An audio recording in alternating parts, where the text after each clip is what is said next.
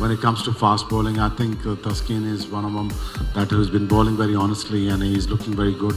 He's looking sharp. He's looking focused. তাসকিনে আস্থা শোয়েব আখতারের, খুশি হবেন গতির রেকর্ড ভাঙলে। ক্রিকেটে আগ্রাসী মনোভাবের প্রত্যাশা। বিজয় দিবসে বাংলাদেশ অল স্টার্স ম্যাচ কাল, ভিন্নধর্মী প্রচারণায় শান্ত মিরাজরা। কমিটির টিম যখন মন চাই তখন আসবে, মন না চাইলে আসবে না। আসলে এখানে বেশি কথা বললে দেখা যাবে যে 5টা প্লেয়ারের জায়গায় 6টা প্লেয়ার বাদ পড়ে গেছে। এখানে তো টিমই মাত্র 2টা, আপনি কোনটা কমিটির টিম বলবেন, এরকম না। এবার দিল্লি জয় করলেন মেসি, আম্বানি পরিবারের আমন্ত্রণে আরও এক রাত থাকবেন ভারত।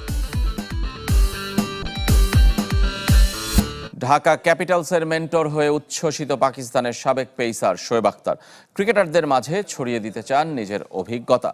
তাসকিন তার দ্রুততম ডেলিভারির রেকর্ড ভাঙলে খুশি হবেন। ফুটবলের মতো ক্রিকেটেও দেখতে চান আক্রমণাত্মক শরীরী ভাষা।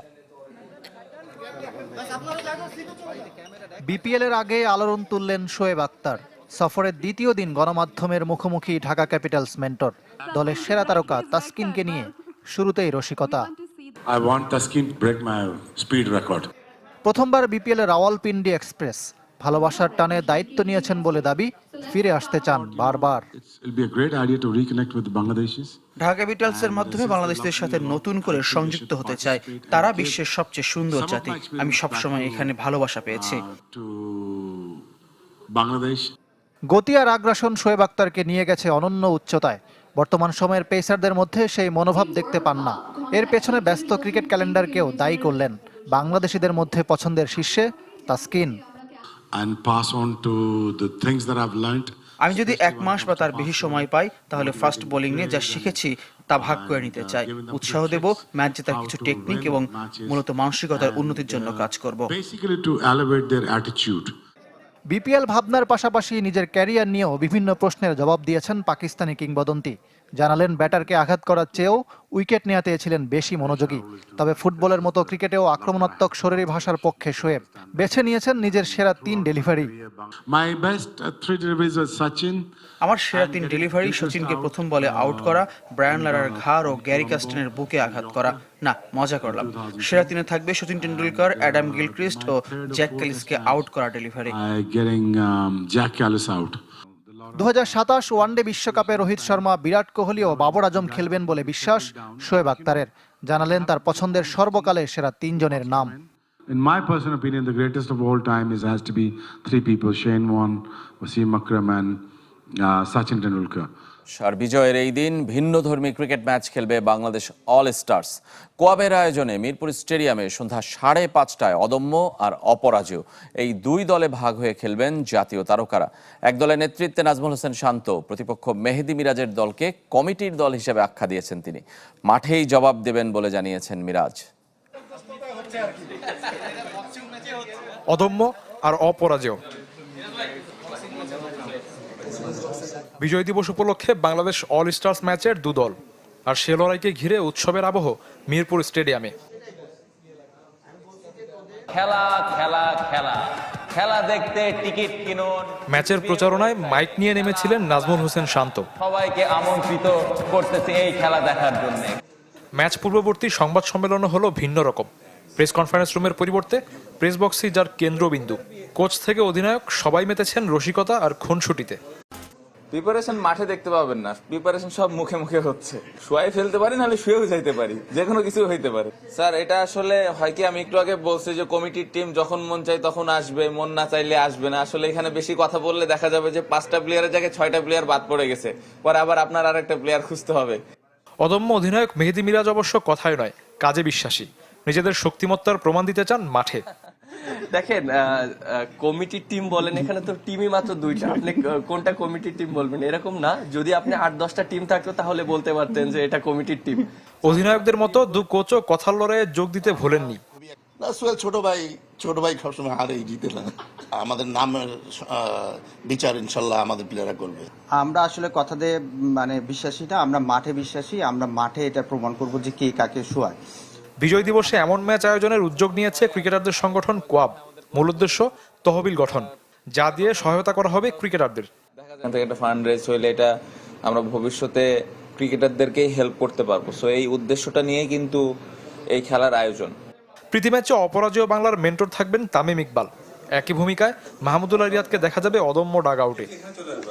যুব এশিয়া কাপের খবর জানাবো। টানা 2 জয়ে সেমিফাইনালে বাংলাদেশ। বি গ্রুপের সঙ্গী শ্রীলঙ্কা নেপালকে 7 উইকেটে হারিয়েছে যুবা টাইগার। দুবাইয়ের সেভেন্স স্টেডিয়ামে টস হেরে ব্যাট করতে নেমে 113 বল আগে 130 রানে অল আউট হয় নেপাল। মোহাম্মদ সবুজ নেন 3 উইকেট। জবাব দিতে নেমে 29 রানের মধ্যে রিফাত বেগ এবং অধিনায়ক আজিজুল হাকিমের উইকেট হারায় বাংলাদেশ। তবে তৃতীয় উইকেটে কালাম সিদ্দিকীকে নিয়ে প্রতিরোধ ওপেনার জাওয়াদ আবরারের। কালাম 34 রানে ফিরলেও 68 বলে 79 রানের হার না মানা ইনিংসে 151 বল হাতে রেখে ইয়ং টাইগারদের জয় উপহার দেন আবরার। দিনের অন্য ম্যাচে আফগানিস্তানের বিপক্ষে শ্রীলঙ্কার জয়ে বাংলাদেশকে সাথে নিয়ে সেমিফাইনালে উঠেছে লঙ্কানরা। বি গ্রুপে 2 দলেরই জয় 2টি করে, তবে রান রেটে এগিয়ে শীর্ষস্থানে শ্রীলঙ্কা। বুধবার গ্রুপ শ্রেষ্ঠত্ব নির্ধারণী ম্যাচে মুখোমুখি হবে 2 দল।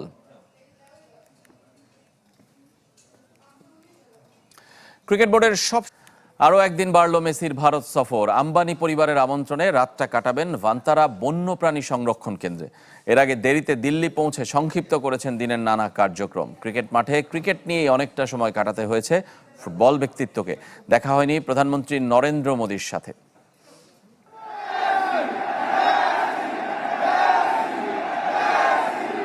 যে স্টেডিয়ামে ক্রিকেটারদের নামে গর্জন ওঠে নিয়মিত, সেখানেই মেসি মেসি ধ্বনিতে মুখর। দিল্লির অরুণ জেটলি স্টেডিয়াম যেন ফুটবলময়। সকাল থেকেই দীর্ঘ লাইনে ঢুকেছেন মাঠে। মেসির জন্য অপেক্ষা ঘন্টার পর ঘন্টা, যা আরও বেড়েছে কুয়াশার কারণে মুম্বাই থেকে তার বিমান ছাড়তে দেরি হওয়ায়। 2 ঘন্টার দেরি পুরো দিনের সূচিকেই ওলটপালট করে দিয়েছে। বাতিল হয়েছে ফোর্ট্রেস লীলায় ভারতীয় ধন কুবেরদের সাথে তার ব্যক্তিগত সময় কাটানোর আয়োজন, যার জন্য কোটি টাকা খরচ করতেও রাজি ছিলেন তারা। তার আগেই অবশ্য বাতিল হয়ে গেছে প্রধানমন্ত্রী নরেন্দ্র মোদীর সাথে সাক্ষাৎ। ভারত প্রধানমন্ত্রী উড়ে গেছেন জর্ডান। মেসি তাই বিমানবন্দর থেকে দেরি করেননি, সরাসরি চলে গেছেন অরুণ জেটলি স্টেডিয়াম। বাচ্চাদের সাথে ফুটবল খেলেছেন, দেখিয়েছেন স্কিল। যারা তার পায়ের ছোঁয়ার বল উপহার পেয়েছেন তারা ভাগ্যবান। মেসিও ভোলেননি ভারতকে ধন্যবাদ জানাতে। ক্রিকেটের দেশে ক্রিকেট আসবে না তা কি করে হয়? দেশটির সবচেয়ে বড় তারকা বিরাট কোহলির সাথে এদিনও দেখা হয়নি, তবে ক্রিকেট ছিল নানাভাবে। আইসিসি প্রেসিডেন্ট জয় শাহ মেসিকে উপহার দিয়েছেন তার 10 নম্বর জার্সি, সুয়ারেসকে 9 আর রদ্রিগো দি পলকে 7 নম্বর। সবগুলোই আসছে টি-20 বিশ্বকাপের ভারতীয় দলের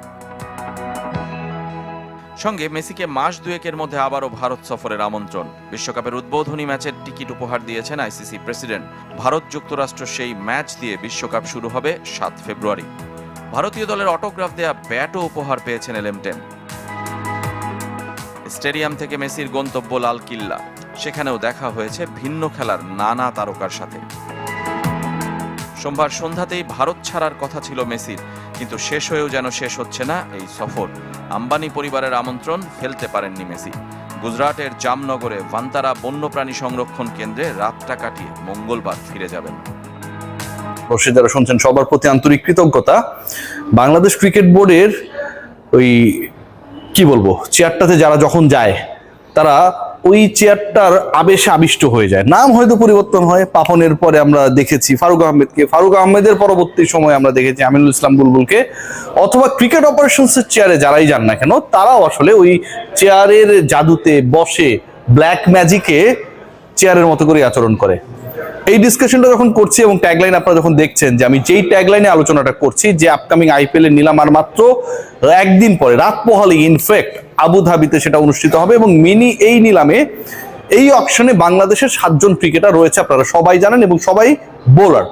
5 জন পেসার রয়েছেন, 2 জন স্পিনার রয়েছেন, এবং এই ক্রিকেটারদেরকে নিয়ে যে নিলামটা অনুষ্ঠিত হবে আবুধাবিতে, সেখানটায় নিলামের আগেই ফ্র্যাঞ্চাইজিগুলোর আগ্রহের জায়গাটা কমে গেছে।